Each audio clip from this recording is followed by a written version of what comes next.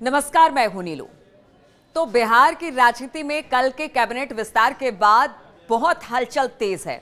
हलचल तेज हम इसलिए कह रहे हैं क्योंकि देखिए, अब नीतीश कुमार के कैबिनेट में 21 बीजेपी के मंत्री हो गए, 13 जेडीयू और बाकी जो सहयोगी दल हैं एनडीए के वो होंगे। लेकिन इस बीच प्रधानमंत्री नरेंद्र मोदी ने नीतीश कुमार को लाडला तो कह दिया, लेकिन इस लाडले के ऊपर बीजेपी कहीं ना कहीं भारी पड़ती दिखाई दे रही है। भागलपुर में नीतीश कुमार को लाडला कहने वाले प्रधानमंत्री, उन्होंने ये तो जरूर कहा कि लाडले हमारे मुख्यमंत्री हैं, लेकिन ये नहीं कहा कि अब जब बिहार में चुनाव अक्टूबर नवंबर के महीने में, यानी 7-8 महीने 9 महीने के बाद जब बिहार में चुनाव होंगे तो फिर मुख्यमंत्री कौन होगा।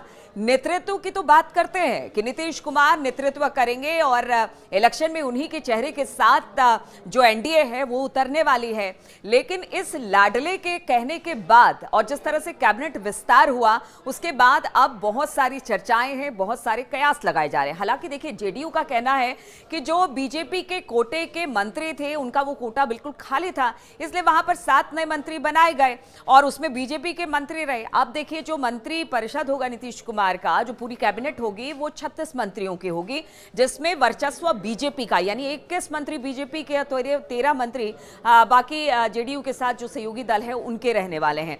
अब आपको बताते हैं कि जो सब नाम सामने आए हैं, क्योंकि देखिए बिहार की जो राजनीति है ना, वो जाति के आसपास ही घूमती है और जात के आधार पर ही वोट बिहार में देखने को मिलते हैं। चाहे मुद्दा कोई सा भी हो, चाहे विकास का मुद्दा हो या आगे बहुत सारे ऐसे मुद्दे आते हैं, लेकिन जब वोट पड़ने की बात होती है तो वहां पर जातीय समीकरण को साधा जाता है। और ये सिर्फ बिहार नहीं बल्कि उत्तर प्रदेश और बाकी राज्यों में भी देखने को मिला है। अब जो कल 7 नाम सामने आए हैं उसमें जल्दी से आपको बता दें कौन कौन से नाम हैं।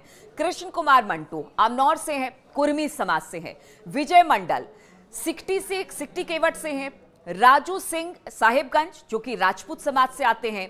संजय सारवगी दरभंगा मारवाड़ी हैं। और जीवेश मिश्रा की बात की जाए तो जाले से आते हैं, भूमियार हैं जाति से। सुनील कुमार बिहार शरीफ कुशवाहा समाज से हैं। मोतीलाल प्रसाद रीगा जो कि तेली समाज से आते हैं।